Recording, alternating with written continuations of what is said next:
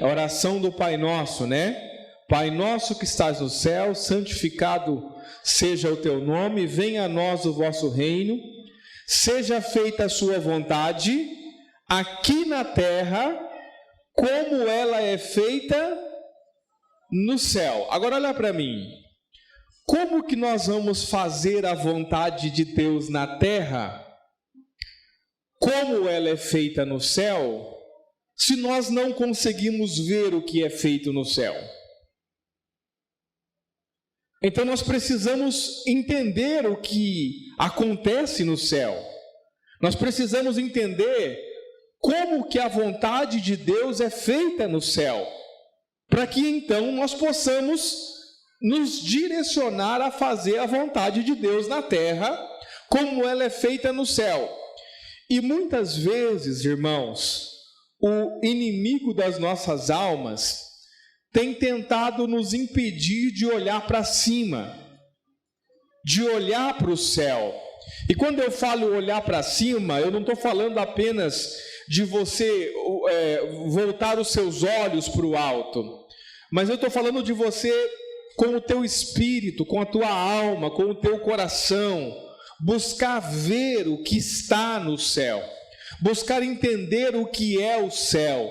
Já falei isso para os irmãos, né, em outros lugares, em outros seminários, que o céu não é um lugar geográfico apenas. O céu fala de uma dimensão onde Deus está. E nós precisamos enxergar essa dimensão para que de fato nós possamos começar a cumprir aquilo que Jesus quer de nós, que a vontade de Deus seja feita na terra como ela é feita nos céus. E não existe talvez uma forma mais clara e mais prática e didática de nós entendermos o céu do que através da oração. Amém, meus irmãos? Quando nós oramos, nós nos conectamos com o céu. Nós estamos falando com o céu. E são nesses momentos, né? E inclusive hoje eu quero falar um pouco sobre isso. São nesses momentos que nós podemos vislumbrar o que é o céu, o que é essa dimensão onde Deus está, para que então nós possamos viver aqui na terra da mesma forma que a vontade de Deus é feita nos céus. Amém, meus irmãos? Talvez quase nunca houve tanto conhecimento na igreja. A igreja brasileira hoje, com certeza, da igreja histórica, né, de tudo aquilo que é a história da igreja, nunca houve tanto conhecimento, mas ao mesmo tempo, nunca houve tanto conhecimento inútil. E por que conhecimento inútil?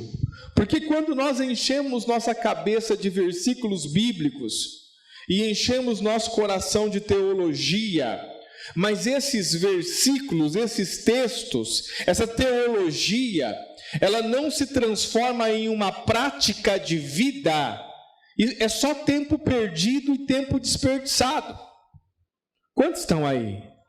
Então, né, nós não podemos ser, irmãos, como os atenienses, que se ocupavam o tempo todo de conhecer algo novo, de conhecer coisas novas, né? Então, nós propomos fazer uma reunião como essa, e talvez tem muita gente com o coração assim: o que é que o pastor vai falar? É algo novo, vem uma revelação nova, tem algo diferente, eu vou aprender algo novo. Ok, esse desejo ele é genuíno, mas se esse desejo ele não vem acompanhado de que aquilo que você está aprendendo se torne a prática da tua vida, é só conhecimento inútil. Eu posso dizer algo para você, irmãos, preste atenção no que eu vou dizer e coloque amor nas minhas palavras. Os melhores e maiores versículos e textos da Bíblia, na vida de alguém que não está disposto a praticar o que tem aprendido, é só lixo, é acúmulo de lixo. Quantos estão aí? Diga assim: lixo Diga, lixo é tudo aquilo que não serve para nada. Tem que ser descartado, é lixo. Os irmãos estão aí? Você pegou lá o ovo, né, para fazer o bolo, você quebrou lá colocou lá o ovo lá, ficou com a casca. Você vai guardar a casca? A não ser que você plante horta, né? Daí você vai lá e bota ou se você é muito antigo, e planta flor. Quem aqui lembra das flores com as cascas de ovos? Quem já fez isso? Tem uns 2, 3 aí, né? Eu sou experiente nisso. Tive 2 vós que cultivavam roseiras. Nada é melhor para uma roseira do que casca de ovo. Mas se você não cultiva roseira, você vai fazer o que com aquela casca de ovo? Aí botar fora, diga assim, por quê? Porque é inútil. Diga assim, conhecimento bíblico que não se transforma em prática é inútil. Eu até penso que em alguns momentos nós temos que dar uma esvaziada, irmãos, do conhecimento que adquirimos e não se tornou prática, não se tornou vida de Deus para nós. Quantos estão aí? Então, vamos orar ao Senhor. E qual vai ser a sua oração? Sua oração vai ser: Senhor, eu não quero apenas entender teologia, eu quero te conhecer. Eu não quero apenas entender versículos, eu quero te ver. Eu quero te contemplar. Que os olhos do meu espírito se abram, para que eu possa ver o Senhor. Os irmãos estão aí? Você pode orar comigo em nome de Jesus? Pai Santo, nós te rendemos graça. Obrigado, Senhor Deus, por essa noite.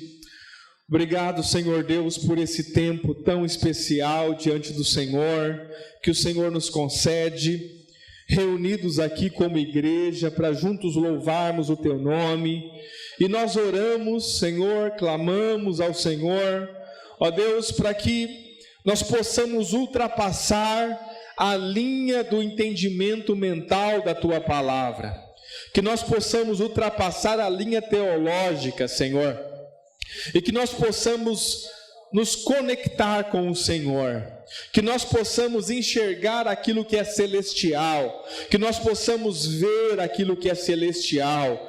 Senhor, nós nos arrependemos de tanta superficialidade em lidar com a Tua palavra, em lidar com o Senhor. Nós queremos, ó Deus, verdadeiramente conhecer o Senhor, experimentar o Senhor, para que a nossa experiência contigo, ó Deus, não seja apenas de ouvir falar.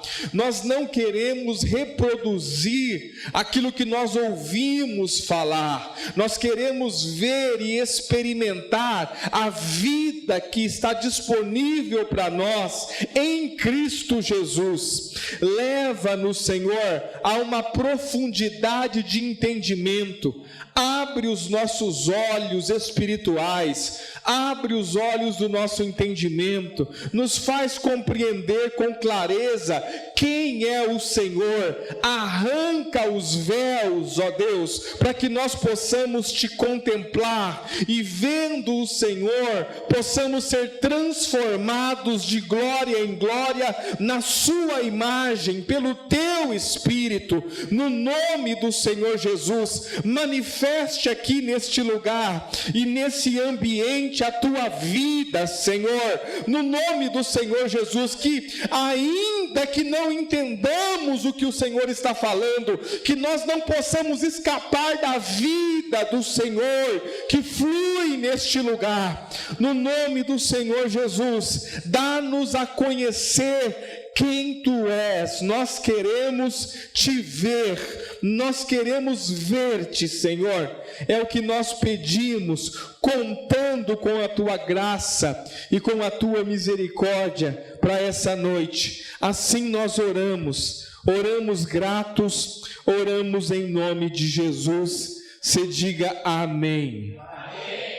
Amém, meus irmãos. Abra sua Bíblia comigo, por favor.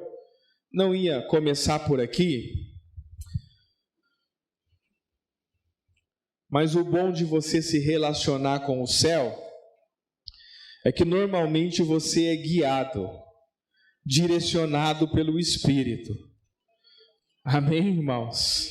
Isso é bom demais, né? Carta de Paulo aos Efésios, capítulo de número 4.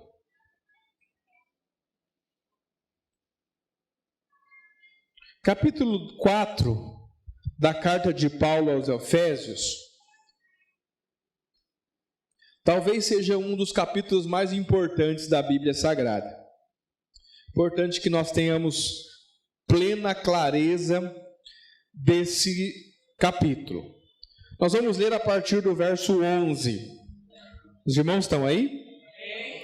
Preste atenção. O texto diz assim: e ele mesmo, esse ele mesmo é Jesus Cristo. Eu estou lendo aqui na revista, estou lendo na ACF. Almeida, essa aqui mesmo? Né? Olha só. E ele mesmo, e o ele mesmo aqui é Jesus Cristo, deu uns para apóstolos, outros para profetas, outros para evangelistas e outros para pastores e doutores, querendo o aperfeiçoamento dos santos para a obra do ministério, para a edificação do corpo de Cristo, até que todos cheguemos à unidade da fé e ao conhecimento do Filho de Deus, a homem perfeito. Essa palavra perfeito aqui, ela é um sinônimo para maduro, completo. A ideia de maduro é completo, né? Então, tem lá o fruto, né, que nasce, cresce, e quando ele fica maduro, a ideia é que o fruto ficou completo. Os irmãos estão aí? Então, a ideia é que nós cheguemos a homens perfeitos, a homens maduros, à medida da estatura completa de Cristo. Ou seja, a ideia é que todos nós cheguemos à estatura de Cristo. O que significa isso, pastor? Falando num português bem claro, a ideia é que todos nós cheguemos a ser como Cristo é, em todos os sentidos que você imaginar.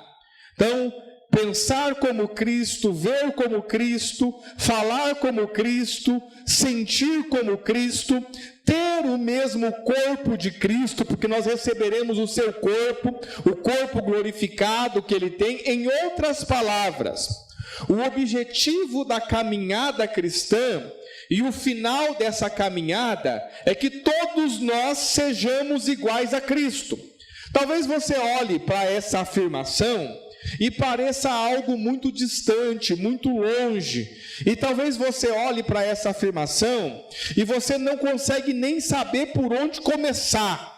Pastor, se eu preciso ser como Cristo em todos os sentidos, ou seja, ter a estatura completa que ele tem, eu não sei nem o que fazer, mas fique tranquilo, porque de fato você não precisa fazer nada em certo sentido, porque essa obra é uma obra exclusiva de Cristo. Ele começou a boa obra em você e ele a terminará, ele vai aperfeiçoar essa obra até no dia dele. Ou seja, há uma garantia da parte de Deus que todos nós seremos como Cristo. Por quê? Porque ele é o primogênito, diga primogênito. Antes da sua ressurreição e antes dele compartilhar o seu espírito conosco, ele era o unigênito. Diga unigênito. A palavra unigênito dá a ideia de único. Os irmãos estão aí? Então só havia ele como Filho de Deus. Mas uma vez que ele ressuscitou e nos deu o seu Espírito como penhor, como selo da nossa salvação, ele deixa de ser o unigênito e passa a ser o primogênito. Diga assim, primogênito. Diga primeiro. ele é o primeiro filho. E por que ele passa a ser o primeiro filho? Ele passa a ser o primeiro filho porque a ideia agora é que virão outros filhos. Os irmãos estão aí? E esses outros filhos que vão chegar serão conformados à sua imagem. Diga, conformados, colocados em uma forma. É a ideia do protótipo. Jesus Cristo é o Filho de Deus protótipo. O que é um protótipo? É quando se vai criar algo, você cria um protótipo. Uma vez que esse protótipo ele é aprovado, então todos os outros que serão criados conforme esse protótipo. Os irmãos estão aí? Eu tenho na minha mão aqui um celular. Os irmãos estão aí? Desse celular aqui, existe milhares, se não milhões por aí. Sim ou não? Pronto, mas como é que esses milhões de celulares foram criados? Primeiro foi criado um. Diga, um. E esse um que foi criado, foi submetido a testes, muitos testes. Então eles testaram de todas as formas, e uma vez que o protótipo foi aprovado, então se gerou outros celulares iguais a esse. Os irmãos estão aí? Diga, Cristo é o protótipo de Deus. Deus o criou, Deus o testou de todas as formas, e uma vez que ele foi aprovado e agradou a Deus, Deus disse, vou fazer outros iguais a ele. Quantos estão aí? Diga, como? Conformando-nos à sua imagem. Abre lá a sua Bíblia. Romanos, carta de Paulo aos Romanos, capítulo de número 8. Já estou indo para um outro caminho, irmãos, mas tudo bem. Romanos, capítulo de número 8. Os irmãos estão aí?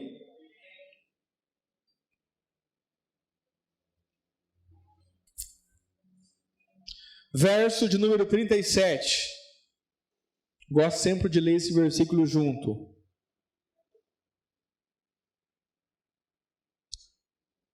Não é o 37, perdão, meus irmãos. Verso de número 28. Pouquinho antes. Eu estou explicando para você, olha para mim, que o objetivo nosso como cristão é chegar à maturidade. Amém? Então olha para mim, diga assim, todo cristão que não amadurece está fora do propósito de Deus.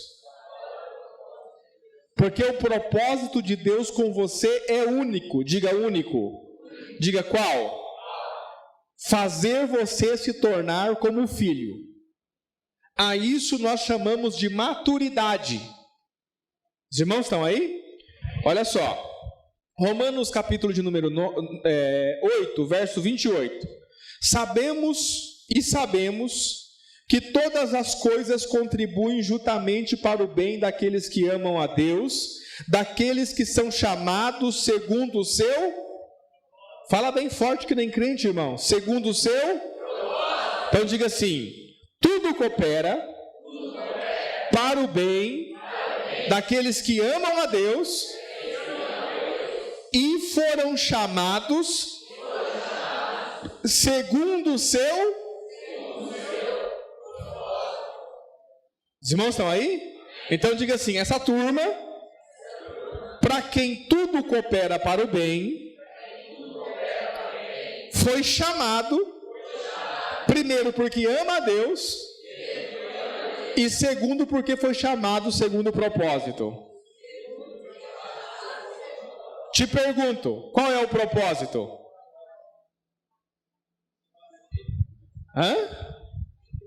Acabei de falar para você o propósito, um pouquinho antes. Qual é o propósito?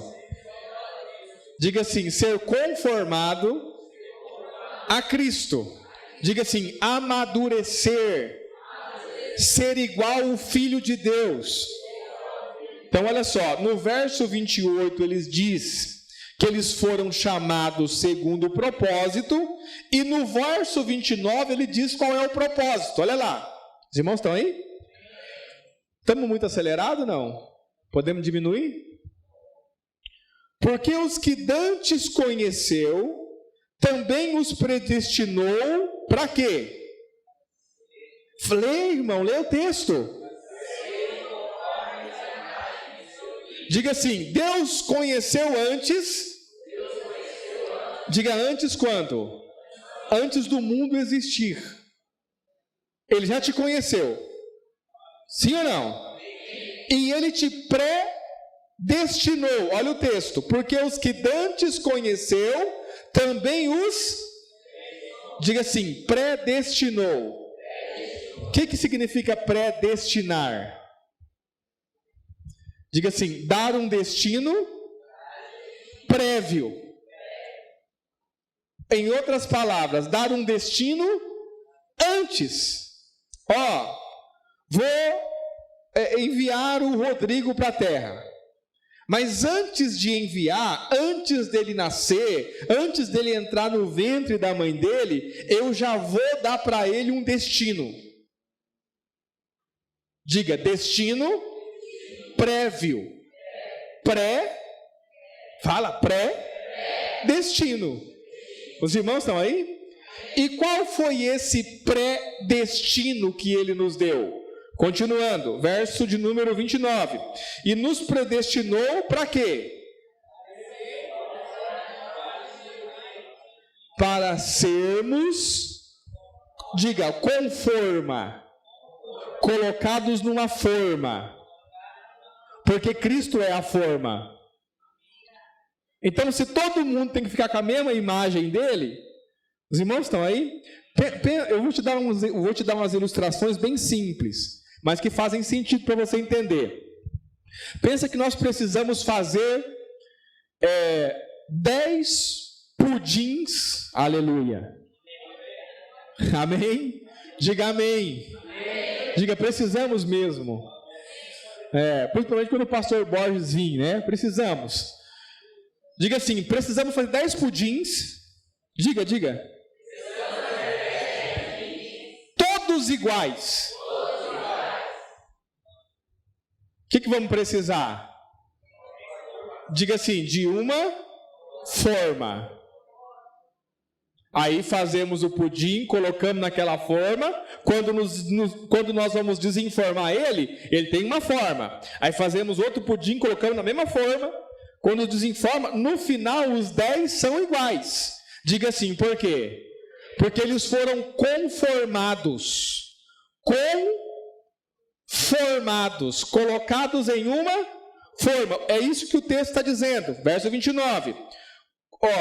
Nos predestinou para sermos conformes, colocados na forma, à imagem de seu Filho, a fim de que ele seja ele vai ser o primeiro.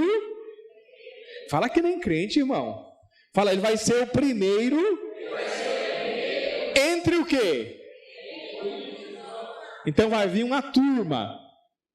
Tudo do mesmo modelo dele. Quantos estão aí? Diga assim, uma turma, tudo igual a ele. E o que é a vida da igreja? Diga, o que é a vida da igreja? É o momento em que nós estamos sendo colocados na forma. Estamos sendo modelados.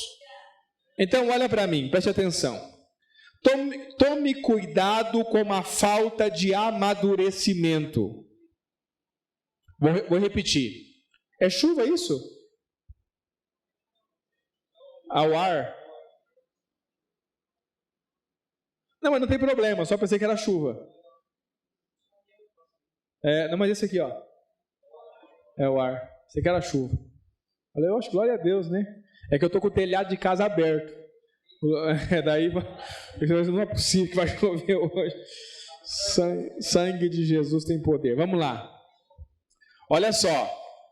Onde eu estava mesmo? Na forma. Não. Eu disse para você assim, ó. Tome cuidado com o não amadurecimento. Se você não está amadurecendo como cristão, pastor, defina para mim o que é amadurecer. É cada dia mais se parecer com Cristo. Os irmãos estão aí? Se você não está amadurecendo como cristão, você está vivendo a vida cristã de forma errada.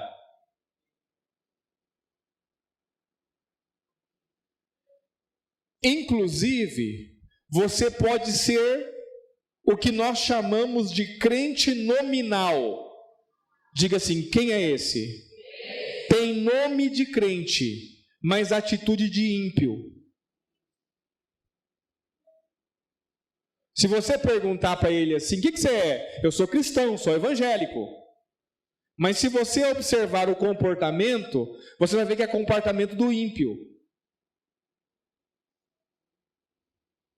Quantos estão aí? Talvez tenha alguém aqui que chegou há pouco na igreja. Pastor, faz 2 meses que eu estou aqui, estou entendendo agora. Amém. Você é alguém que está no começo da sua caminhada. Então, não se pode exigir de você muita maturidade porque você está começando. Os irmãos estão aí? Mas, irmão, tem crente de 2 anos, de 3 anos, de 5 anos, de 10 anos, que continua tão imaturo quanto entrou, ou talvez pior.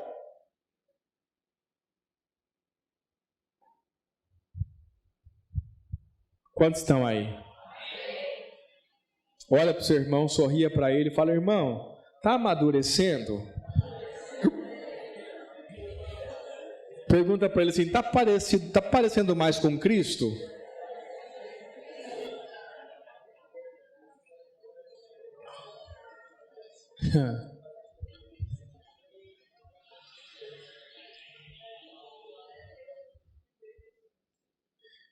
Fala para ele assim, fala assim, ó, Cristo ofereceu a outra face. Diga assim, Cristo não se justificou das acusações.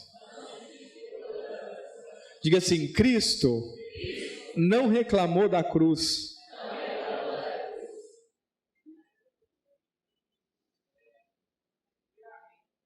Diga assim, Cristo colocou a vontade do Pai em primeiro lugar.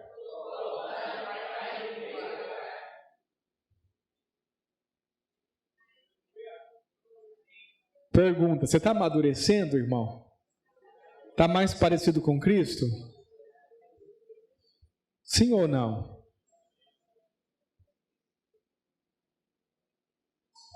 Olha para mim. Pastor, qual é o índice de amadurecimento da igreja? Dos cristãos, dos crentes? Vou te falar algo muito sério. A minoria.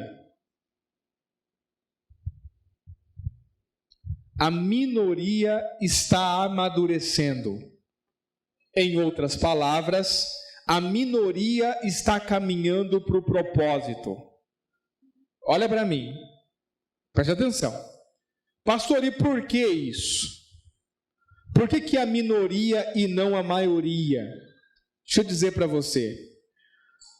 Porque a maioria de nós ainda não entendeu a dinâmica do Evangelho. E é sobre isso que eu vim falar com os irmãos. O que é para nós o Evangelho? O que é para nós na prática o Evangelho? E nós precisamos ficar atentos para não sermos enganados. Os irmãos estão aí? Eu quero que você abra a sua Bíblia num texto comigo, na 2ª epístola de Pedro.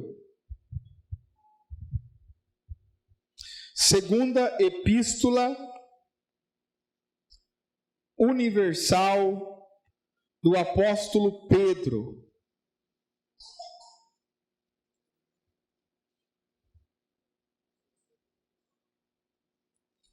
Capítulo de número 1.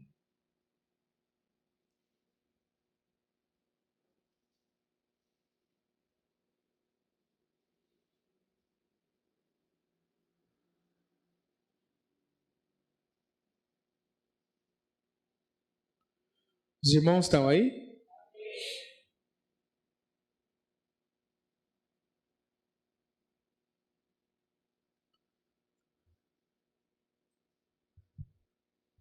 Verso de número 10. Capítulo 1, verso 10. Eu vou ler um pouco mais de texto para que nós possamos ganhar contexto. Amém, irmãos? Diz assim o texto, ó. Portanto, irmãos, preste muita atenção. Procurai fazer cada vez mais firme a vossa vocação e eleição, porque fazendo isso, nunca jamais tropeçareis. Então, se você entende que você é eleito, se você entende que você é vocacionado, entregue-se à sua eleição, entregue-se à sua vocação. Os irmãos estão aí? Diga assim: eu fui chamado, fui vocacionado, fui eleito por Deus. O que eu vou fazer diante dessas verdades? Vou entregar minha vida a essa eleição. Vou entregar minha vida a essa vocação. Foi Deus quem me escolheu. Os irmãos estão aí? Verso 11. Porque assim, se você fizer assim, vos será amplamente concedida a entrada no reino eterno de nosso Senhor e Salvador, Jesus Cristo. Se você viver a sua eleição, se você viver a sua vocação, diga assim: eleição, escolha, diga vocação, chamado. Consegue entender ou não? Então olha para mim, diga: primeiro Deus me escolheu, eleição. Depois Deus me disse o que eu tenho que fazer. Fala. Vocação, eleição e vocação. Uma vez que eu entendi que eu fui escolhido e vocacionado, vou fazer o quê? Vou me entregar a isso. Os irmãos estão aí? Se eu fizer isso, me será amplamente suprida a entrada no reino. Verso 12. Por isso, não deixarei de exortar-vos sempre acerca destas coisas, ainda que bem as saibais e estejais confirmados na presente. Pedro está dizendo assim, eu sei que vocês já sabem, mas não tem problema, eu vou continuar falando. Quantos estão aí? Cadê os pastores? Estou aqui, os pastores, tem mais algum pastor? Pastor Charles? Quero falar com os pastores. Não tenham receio de pregar a mesma coisa sempre. Pastor, mas aqui todo mundo já sabe, esse é o motivo para você continuar pregando. É o que Pedro está dizendo, observe, olha só. Por isso não, verso 12, não deixarei de exortar-vos sempre acerca destas, diga assim, sempre. Vou exortar sempre. Olha só. Aí ele diz assim, ainda que bem as saibais, não são coisas que vocês não sabem, e estejais confirmados na presente verdade. Por quê? Verso 13. Eu tenho por justo, enquanto estiver neste tabernáculo, nesse corpo, tabernáculo aí é o corpo, despertar-vos com admoestações, sabendo que brevemente hei de deixar esse tabernáculo, sabendo que muito em breve eu vou morrer, como também nosso Senhor Jesus Cristo já me tem. Irmãos, os apóstolos viveram uma angústia profunda. Diga, por quê? Porque eles não só sabiam que tinham que morrer, mas Cristo ia avisando eles, está chegando a hora. Lembra de Paulo? Combati o bom combate, cerrei a carreira, guardei a fé. Ou seja, acabou. Estou sendo oferecido como libação. Pedro também. O que você preferiria? Ser avisado de quando vai morrer ou morrer de surpresa? É uma escolha difícil, né? Sim ou não? Porque morrer de surpresa deve ser ruim. Mas também ser avisado que vai morrer não deve ser uma boa coisa, né? Vamos lá, continuando, olha só, porque não é sobre isso que eu quero falar, mas nós vamos chegar. Verso 15. Mas também eu procurei em toda a ocasião que depois da minha morte tenhais lembrança destas. Vou falar tanto a mesma coisa, que depois que eu morrer, vocês vão continuar lembrando do que eu falei. Ao pensar no Pedro, vão lembrar da mesma coisa. Os irmãos estão aí? É que nem João, por exemplo, né? Quem é João? João é o apóstolo do... Todo mundo sabe. O cara morreu faz 2000 anos, mas quando você pensa no João, você pensa no quê? No amor, porque ele falou tanto sobre o amor e repetiu tanto, que 2000 anos depois a voz dele ainda ecoa, falando a mesma coisa. Continuando. Verso 16, aqui eu quero que você preste atenção, porque nós chegamos no texto. Preste atenção nisso. Porque não vos fizemos saber o poder e a vinda de nosso Senhor Jesus Cristo, segundo fábulas, astuciosamente compostas, mas nós mesmos vimos a sua majestade. Quantos estão aí? Vamos de novo? Verso 16. Porque não vos fizemos saber o poder e a vinda de nosso Senhor Jesus Cristo, segundo fábulas astuciosamente compostas, histórias que foram articuladas, né? Eu vou articular a história aqui para alguém conhecer a Cristo. Não foi assim que nós fizemos vocês conhecer a Cristo. Como foi então? Mas nós mesmos vimos a sua majestade. Diga, aqui está o ponto. Olha para mim, irmãos. O evangelho verdadeiramente pregado não é uma repetição de pregação que você ouviu.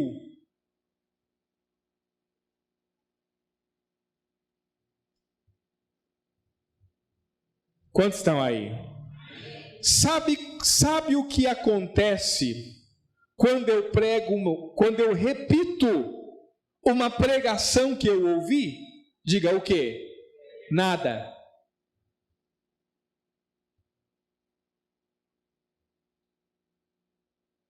Diga por quê? Porque não há realidade, há uma imitação.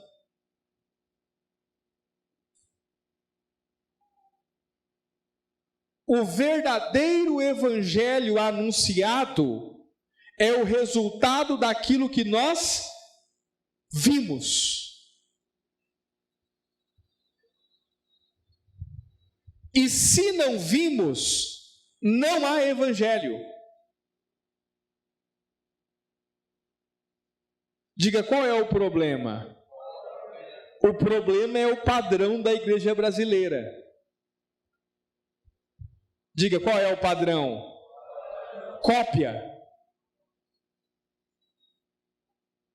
E aí nós temos um monte de gente falando de coisas das quais não sabem. Diga, por quê? Porque não viram, ouviram. Então Pedro está dizendo assim, olha, o evangelho que nós pregamos a vocês, o Cristo que nós apresentamos a vocês como poder e que vai voltar, não é resultado de fábulas astuciosamente orquestradas, compostas. Não é uma pregação. Olha para mim, preste atenção, pastores principalmente. O Senhor tem falado extremamente comigo sobre isso, extremamente comigo sobre isso. O Senhor tem me levado a um esgotamento sobre esse assunto. porque nós somos comprometidos com o Senhor, e todo domingo nós temos a missão de pregar o Evangelho aos irmãos. Só que às vezes, ou na maioria das vezes, nós estamos preocupados em compartilhar uma mensagem. E onde é que nós vamos buscar essa mensagem? Vamos buscar em qualquer lugar. Vamos para a internet, vou assistir a ministração do pastor Borges, vou ministrar o que ele ministrou. Pastor, tem alguma coisa errada? Tem algum problema? Não tem problema se você viu o que eu estou vendo. Quantos estão aí? Os irmãos estão aí? Porque toda pregação cristocêntrica é uma apresentação de Cristo. E quando se vê Cristo, então se há autoridade no Evangelho para falar. Mas se você copia frases prontas, se você copia a forma de falar ou coisas assim, isso não é o Evangelho.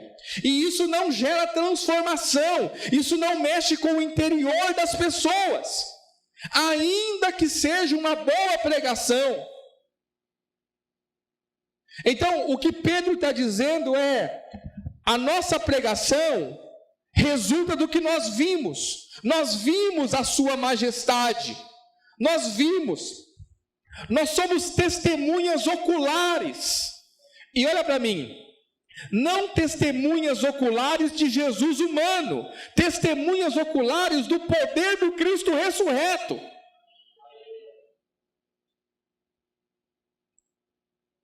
Quantos estão aí? Verso 17, presta atenção. Porquanto, por esse motivo, ele aqui é Cristo, recebeu de Deus Pai honra e glória, quanto da magnífica glória que lhe foi dirigida, a seguinte voz: este é o meu Filho amado, em quem eu tenho comprazido, em quem eu tenho prazer.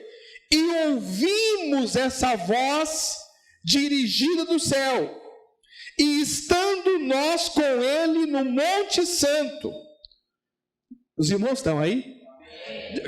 Ele está falando da transfiguração. Ele está dizendo assim, não estamos contando uma história que nós ouvimos, nós vimos ele transformado em glória.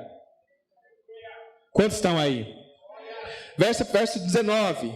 E temos muito firme a palavra dos profetas, a qual bem fazerem estar atentos, como uma luz que ilumina em lugar escuro, até que o dia amanheça, e a estrela da alva apareça em vossos corações. Essa estrela da alva é o próprio Cristo, que vai iluminar os nossos corações. Diga assim: sem Cristo iluminar os nossos corações, não podemos ver.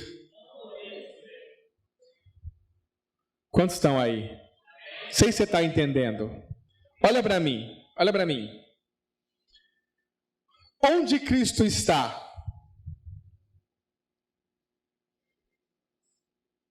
Diga assim: Cristo está dentro de nós. Os irmãos estão aí? Então diga assim: ele está aqui dentro. Pastor, se ele está aqui dentro, eu posso vê-lo. Depende. O que é que você precisa para vê-lo dentro de você?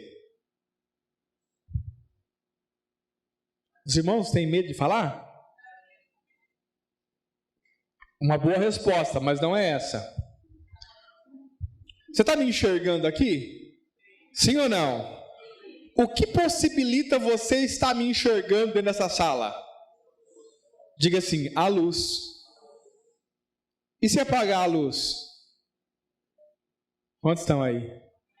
Não vou pedir para apagar porque eu não sei onde é o interruptor, né? Apagar tudo? Não, ou não? Vou apagar tudo que eu quero ver. Tudo. Ficou umas acesas ainda, ó. Tudo. Está me vendo com facilidade, irmão? Mas eu estou aqui ainda. Se eu estou aqui ainda, por que você não está me vendo com facilidade? Porque está faltando luz. Acende a luz. Obrigado, meu irmão. Pronto, agora você me vê. Diga assim: Cristo dentro de mim. Sem luz? Não pode ver. Por isso, observe. Verso 19: e temos muito firme a palavra dos profetas, o qual bem fazeis em estar atentos, como uma luz que ilumina em lugar escuro, até que o dia amanheça e a estrela da alva apareça em vossos corações. Não é uma questão dele estar, é uma questão de eu poder vê-lo. Quantos estão aí? Verso 20: sabendo primeiramente isto, preste atenção nisso, irmãos, que nenhuma profecia da Escritura é de particular interpretação. Diga: nenhuma profecia da Escritura é de particular interpretação. Porque a profecia nunca, estou lendo, 21. Porque a profecia nunca foi produzida por vontade de homem algum, mas os homens santos de Deus falaram inspirados pelo Espírito Santo. Eu estudando essa palavra particular, diga particular. Qual que é o significado dessa palavra no original? No grego original é idios. Diga idios. Na língua latina, tanto no português como no espanhol e também no inglês, a tradução é idiota.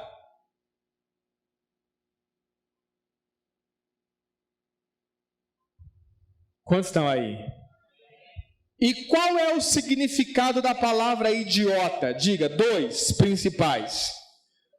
Diga, dois principais. Primeiro, alguém que não tem luz. Amém? E segundo, alguém que só pensa em si mesmo. Por isso que a palavra aqui está traduzida como particular, privado, ou seja, só meu. Os irmãos estão aí? Essa palavra ela foi usada na Grécia Antiga para definir as pessoas que não queriam se envolver com política. Política, a palavra política vem de polis, cidade. Então, imagine alguém que não tem interesse pelas coisas da cidade, pela administração da cidade. Imagine alguém que só tem interesse pela própria vida.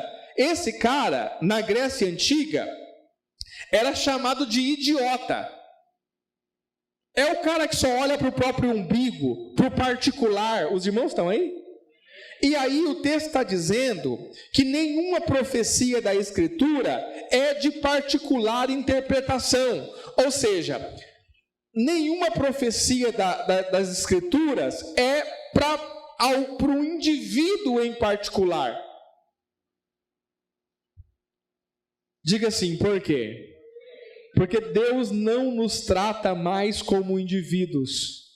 Nós somos um corpo. É o corpo de Cristo. Se um membro é exaltado, todos são exaltados. Se um membro sofre, todos sofrem. Os irmãos estão aí? Diga assim, porque é um corpo. Então olha para o seu irmão e fala assim, não seja idiota.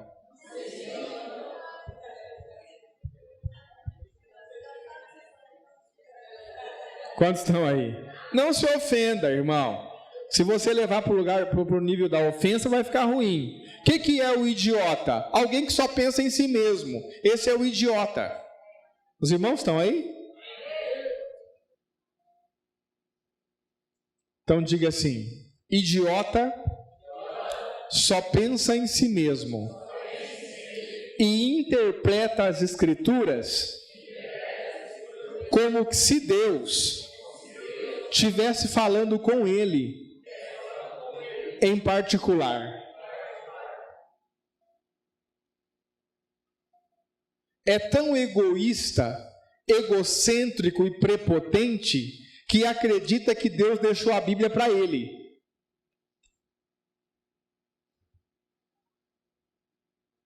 Ué, pastor, mas não é para mim, não para você como indivíduo.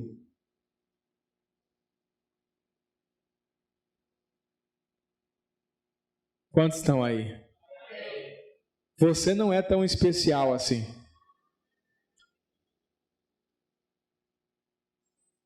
É igual aqueles irmãos que acordam de manhã, né? Deus vai falar comigo. Pega a Bíblia, abre, passa o dedo, aí para aqui. Aí lê o versículo, né? Aí de quando em quando acerta um versículo errado. Ah, não, esse aqui não valeu. Espera aí, vou procurar outro. Aí vai procurar outro. Tem que tomar cuidado, né? Porque a hora você pega um texto aí, tipo o texto de Judas, né? E saiu a enforcar-se. Aí você tem problema. Diga assim: não seja idiota. Deus não nos vê como indivíduos. Deus está vendo um corpo. Diga assim: até que todos cheguemos. Quantos tem que chegar? Todos. Não é você. Pastor, eu estou amadurecendo. Os irmãos que se explodam. Diga assim: quem é você? Idiota. Pastor, eu tenho compromisso. Se os irmãos não têm, problema deles. Quem é você? Idiota. Diga assim: Cristo deu a vida pelos seus amigos. Se você está amadurecendo e se parecendo com Cristo, você vai começar a dar a vida pelos seus amigos. Quantos estão aí? Diga assim: o Evangelho é a palavra viva. Quando nós falamos daquilo que nós vimos. Os irmãos estão aí? Vira uma página, 2 páginas.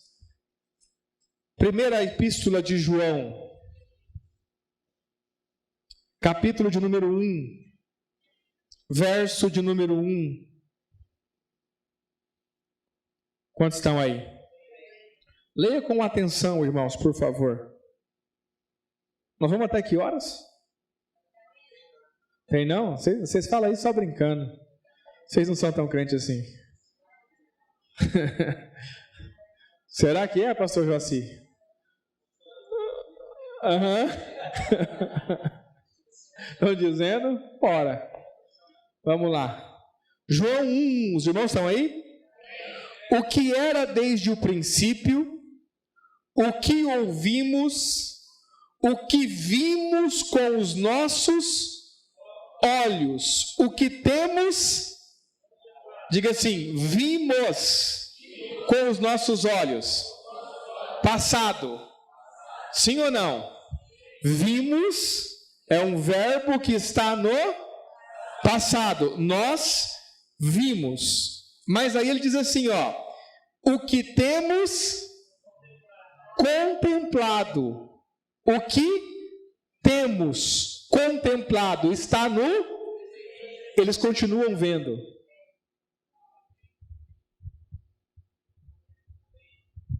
Quantos estão aí? Olha só, o que temos contemplados e as nossas mãos tocaram da palavra da... Olha, como que diz? Nós tocamos nessa palavra. Nós nos relacionamos com ela. Não só ouvimos, alguém não nos contou uma história. O que eu estou querendo dizer para você, irmão? Que você precisa sair do nível do ouvir para o nível do contemplar, do ver, para que o evangelho passe a ser real na tua vida. Quantos estão aí? É muito bom ouvir pregação, glória a Deus pelos irmãos que pregam, é muito bom ouvir estudo, aula, é muito bom, glória a Deus por tudo isso, irmãos. Mas o que eu quero dizer para você é que não há vida enquanto nós não vemos, enquanto não é revelado a nós. Então, precisa haver em nós uma disposição para começarmos a falar com Deus acerca disso. Falar com Deus acerca do que, pastor? Dizer para Deus: Senhor, eu estou cansado de ouvir. Eu já ouvi tudo que eu tinha para ouvir. Eu não quero mais só ouvir, eu quero ver, eu quero contemplar, eu quero tocar, eu quero desfrutar. Eu quero viver essa realidade dessa vida em mim. Eu não quero ser alguém que vive de ouvir sobre Jesus. Eu quero vê-lo, eu quero contemplá-lo. Quantos estão aí, irmãos? E eu oro ao Senhor para que o Espírito de Deus coloque um desespero na tua alma. Você fique desesperado. Sabe? Que você chega em casa, você entra no teu quarto. E que você não descanse enquanto você não obtiver do Senhor uma resposta, no sentido de experimentar a realidade de Cristo, e não uma pregação sobre Cristo apenas. Quantos estão aí? Irmãos, eu tenho travado algumas lutas com Deus nesse sentido, desde que o Senhor começou a falar comigo sobre essas coisas, sabe? De às vezes você virar à noite e parece que a noite foi segundos.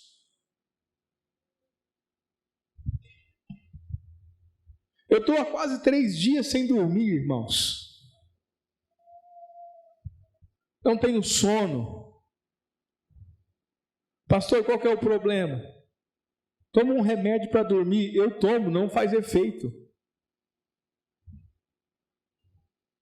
E eu estou entendendo. É algo simples? Não, eu não tenho hábito. Mas, irmãos, eu tenho levantado pela madrugada, ou às vezes nem ir dormir. E quando a minha esposa acorda, eu estou lá. Amor, você não dormiu? Não, essa noite não. É por quê? Não, perdi o sono. Perdeu o sono por quê? Porque eu estava contemplando. Eu estava vendo, experimentando a realidade dele.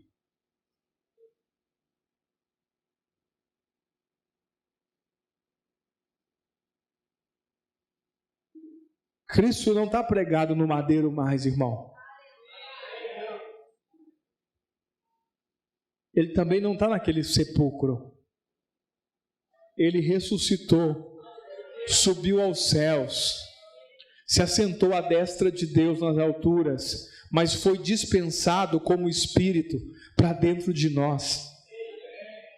Tem como contemplar Ele, tem como vê-lo, tem como tocá-lo, tem como experimentar a realidade. Só que se prepare, porque ver a Cristo vai transformar a sua vida radicalmente. Você vai se tornar uma outra pessoa. Quantos estão aí?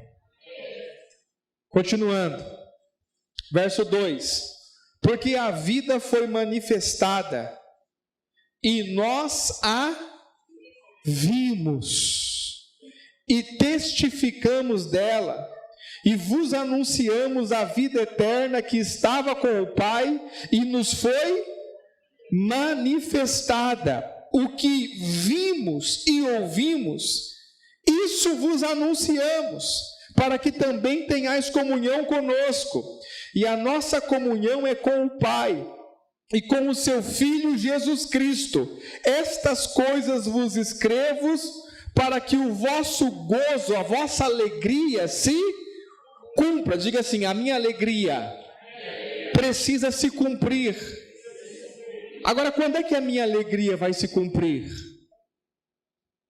Quando você ver, quando você tocar, quando você contemplar, quando você experimentar o Cristo ressurreto, que não é teologia, que não é pregação, que não é ouvir mensagem, é a realidade de Cristo em você, é o Cristo vivo em você.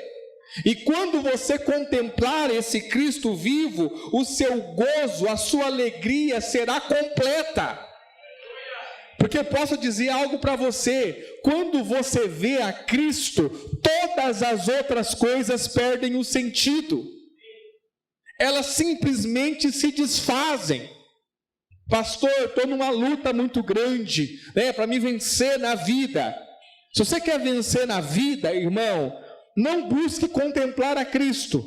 Porque o dia que você enxergar Cristo, a ideia de vencer na vida para você não faz sentido. Você consegue entender ou não? Quando nós olhamos para Ele, tudo aquilo que é humano, material, natural, desse mundo, se esfarela. E só o que é eterno passa a ter valor.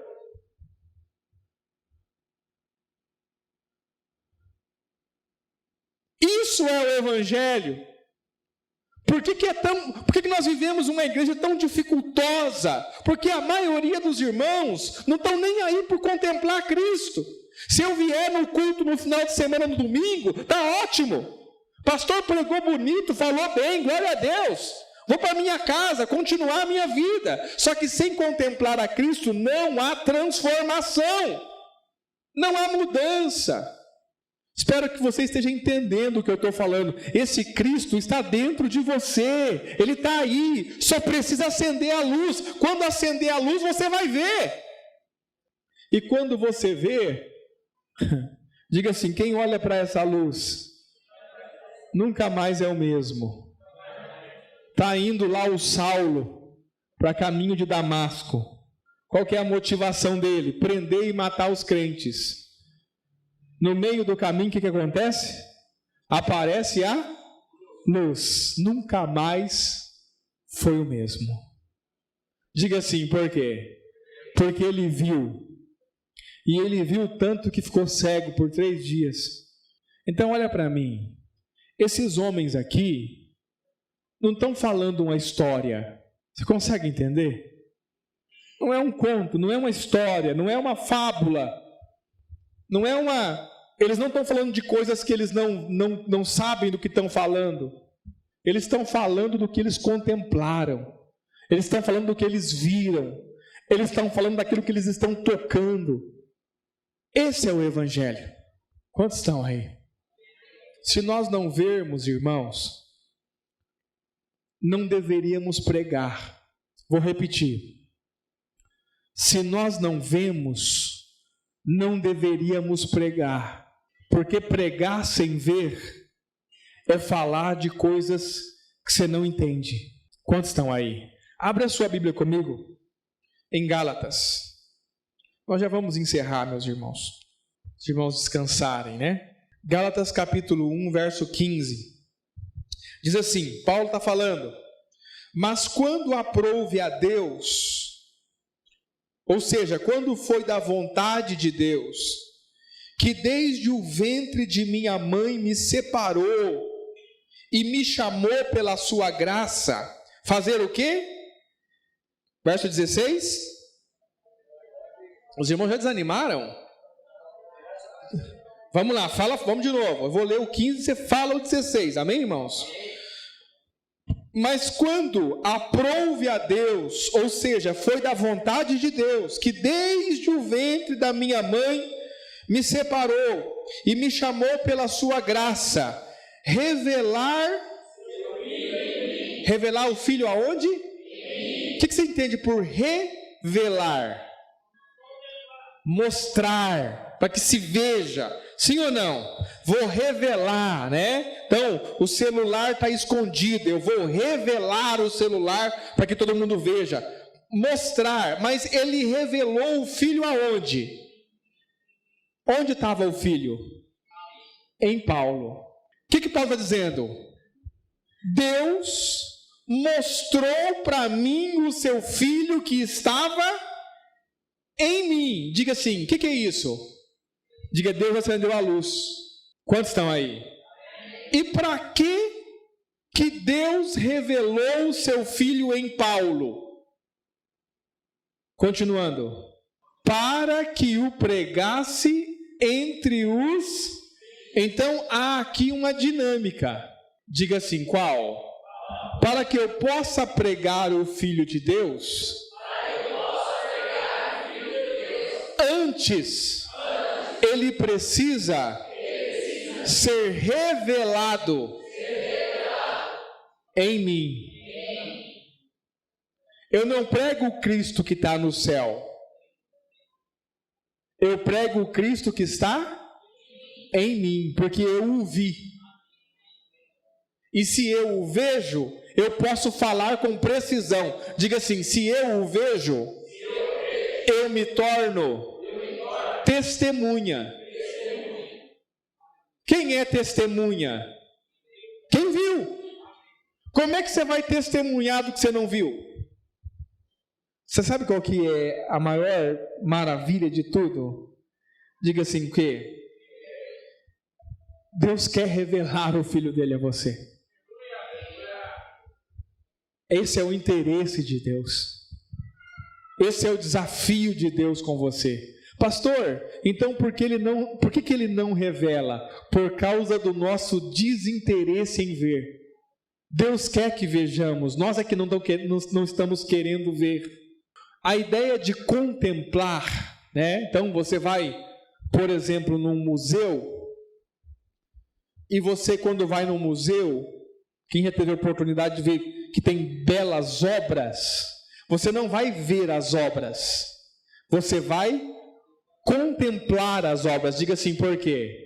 Porque isso exige um olhar diferente, um parar, um gastar tempo, um ver detalhes, um dedicar-se a enxergar o que ninguém está vendo. Isso é contemplar. E nós estamos correndo para lá e para cá que nem malucos. Correria do dia a dia. Por que você acha que o nosso encontro com Deus é tão poderoso, irmãos? O que tem de tão poderoso no nosso encontro com Deus? Eu vou dizer para você o que tem de tão poderoso. 3 dias dedicados a contemplar. É isso. Agora, já imaginou se nós vivêssemos essa vida de contemplar, de ver, para que pudéssemos pregar o Filho de Deus, revelou para que fosse pregado, porque nós não podemos falar do que ouvimos, nós temos que falar do que nós estamos vendo. Os irmãos os pastores, os líderes, os que pregam, não suba no púlpito sem vê-lo, não suba sem vê-lo. Pastor, mas e se eu não ver? Não tem como você não ver se você buscar ver. O que você não pode é chegar no final de semana, depois de passar uma semana inteira correndo para lá e para cá, chegar no domingo pela manhã e dizer, Deus, fala comigo, preciso pregar à noite. O ministério da palavra é também o ministério da contemplação. Eu disse isso aos irmãos há um tempo atrás. Nós precisamos abandonar o Jesus histórico para podermos começar a nos relacionar com o Jesus vivo, que está em nós, que habita em nós, que está presente. Pastor, estou tendo pouco resultado com a minha célula. Talvez seja porque você não está vendo. Quantos estão aí?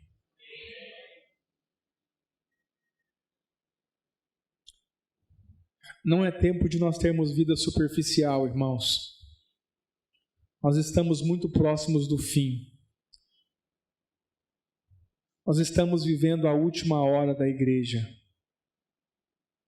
Não temos mais tempo.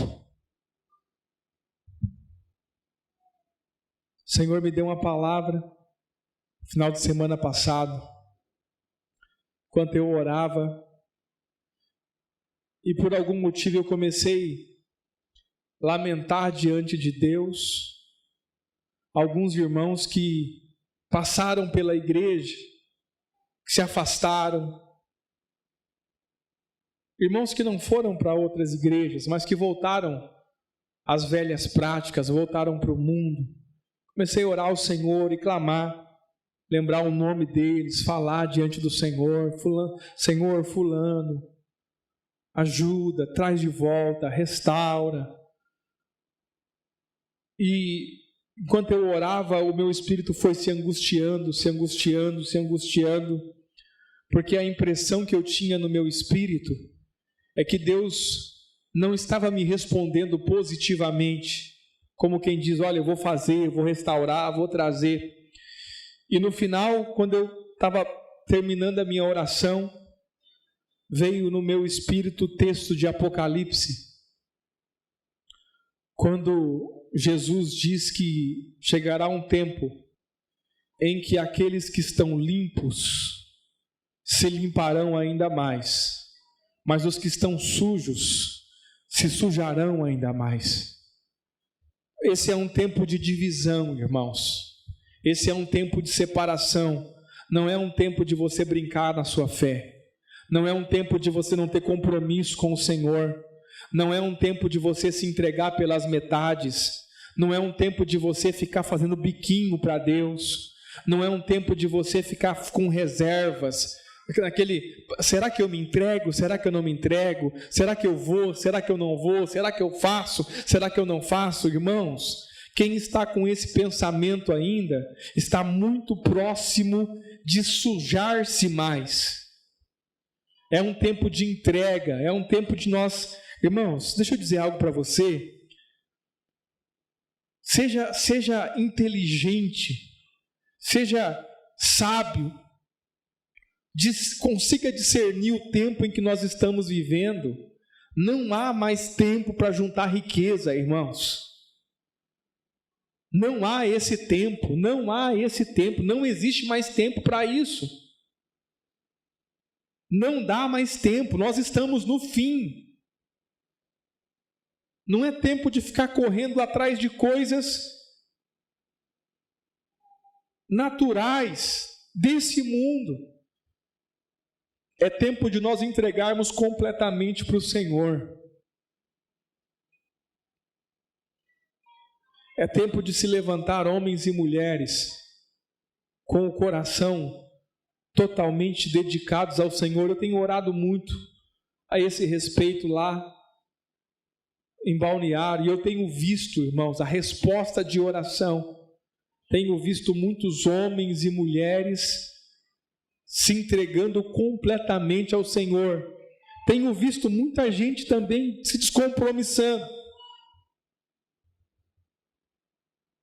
Mas essa é uma responsabilidade que pesa sobre nós. Se você não consegue ver a Cristo, o problema é teu. E é um grande problema. Vida com Deus, oração, jejum, intimidade, buscar ao Senhor. É esse tempo que nós estamos vivendo, que nós precisamos viver, para que o nosso evangelho não seja só uma historinha contada, mas para que o nosso evangelho seja respaldado pelo poder de Deus. Para quando você abrir a sua boca, falando não do que você ouviu, mas falando do que você está vendo. Acredite no que eu vou dizer, as pessoas vão estremecer diante de você. Foi uma pessoa trabalhar lá em casa, mexendo umas coisas lá, uma reforma, afastado da igreja. E em um momento Deus me direcionou a falar com essa pessoa. E eu falei de forma muito simples.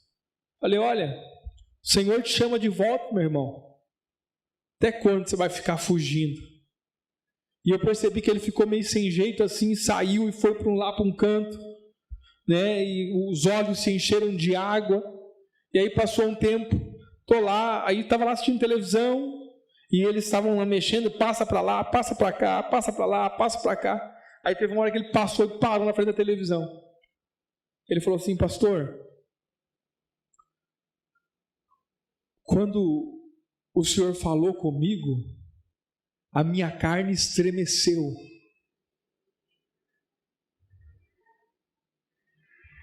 E eu achei que eu ia desmaiar. E eu fiquei olhando assim, porque eu falei, eu disse para ele, olha irmão, até quando você vai ficar fugindo de Deus? Está na hora, né, de voltar, vamos lá.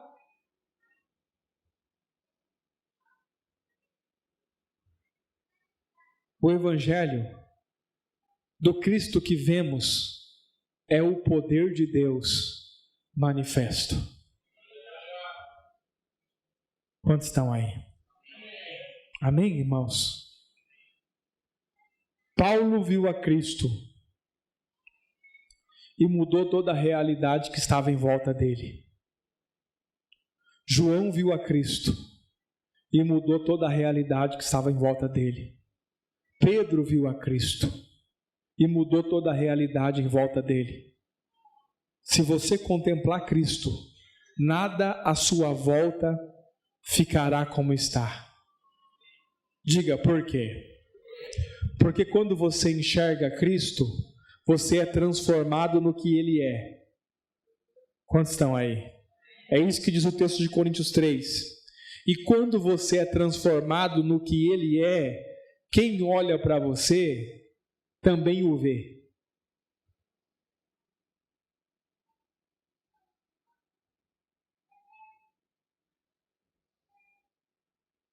Nós não precisamos que todo mundo aqui na igreja contemple Cristo ao mesmo tempo. Nós só precisamos inicialmente de uma pessoa que o veja. Contemplando, de glória em glória é transformado. Os outros irmãos vão começar a olhar para essa pessoa e não vão ver a pessoa, vão ver Cristo. E também serão transformados. E voltarão para suas casas, e os seus familiares, olhando para essa pessoa, não verão a pessoa, verão Cristo, e também serão transformados. Quantos estão aí? Essa é a dinâmica do Evangelho. É contemplar para que Cristo seja revelado, e então anunciamos. Amém, meus irmãos? Quantos querem vê-lo? Quantos querem sair só do ouvir para o contemplar?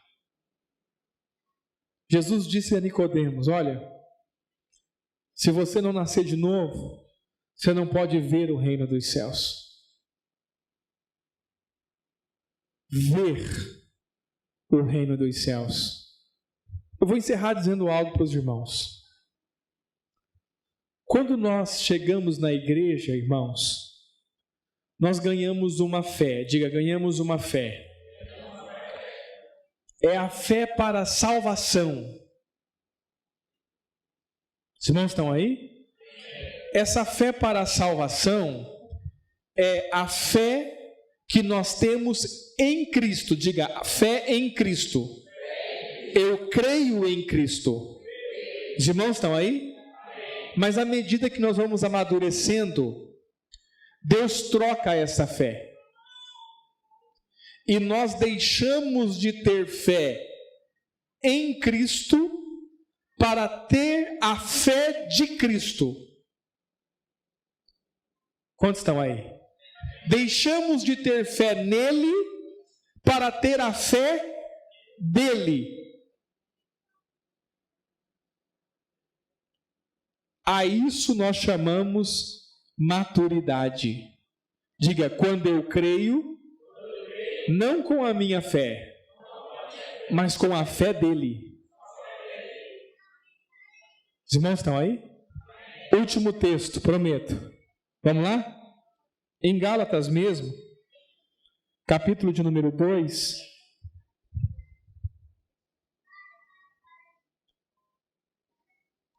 verso de número 20. Os irmãos estão aí? Gálatas 2:20.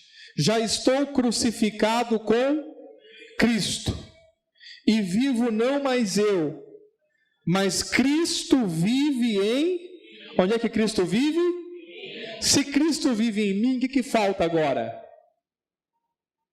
Diga o quê? Eu vê-lo. Ele ser revelado em mim. Os irmãos estão aí? Sim ou não? A vida que agora vivo na carne, vivo-a pela fé. Está lendo ou não? Pela fé, não é pela fé no Filho, é pela fé, a fé dele. Diga assim: quando eu vejo a Cristo, quando eu contemplo a Cristo, eu sou transformado no que Ele é. Então eu passo a crer com a fé dele. Eu creio no que Ele crê, porque a fé dele passa a ser a minha. Diga assim: a isso chamamos maturidade. Crer com a fé do Filho de Deus.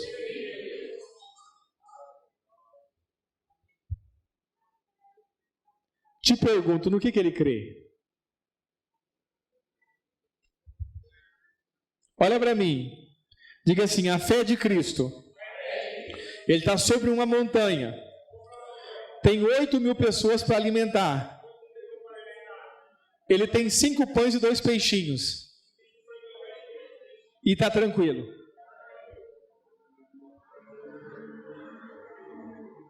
Diga assim: por quê? Porque essa é a fé dele.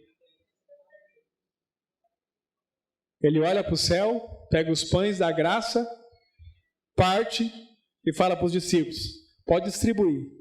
Eu imagino a cara de incrédulo dos discípulos. Todo mundo comeu e do que sobrou juntaram 12 cestos cheios. Diga: essa é a fé do Filho de Deus. É essa a fé que Ele quer te dar. Não é, olha para mim, o crente maduro não tem fé em Cristo. O crente maduro tem a fé de Cristo. Faz toda a diferença. Quantos estão aí? E se levantar uma tempestade? Olha para mim. Quando levanta uma tempestade, os que creem em Jesus se desesperam. Sim ou não? Pedro cria ou não cria? João cria ou não cria? Sim ou não? E como é que eles estavam? Morrendo de medo. Diga assim: por quê? Porque eles creem em Jesus. Mas essa fé não é suficiente para a maturidade. E como é que estava Jesus? Dormindo no barco. E quando eles acordam ele apavorado, qual que é a primeira coisa que ele fala? Homens de pequena fé, homens de pouca fé. Por que não crestes? Se eles tivessem o entendimento naquele dia, eles já diriam assim: Senhor, dá-nos a tua fé, porque eu também quero dormir no meio da tempestade. Só que uma vez que ele morreu, ressuscitou e veio habitar em nós, quando nós vamos amadurecendo, nós recebemos a fé dele. Diga assim: qual é a questão? Que a primeira fé que nós recebemos de graça. A fé para crer em Cristo, recebemos de... A fé do Filho só recebemos se formos crucificados.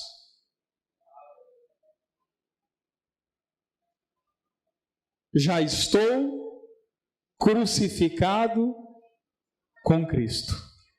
E é por isso que eu vivo a vida na carne, na fé do Filho. Diga assim: eu quero a fé do Filho. Vá para a cruz.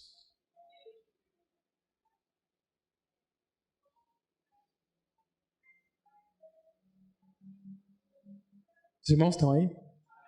Vamos orar ao Senhor? Em nome de Jesus, feche os seus olhos comigo. Em nome de Jesus Cristo.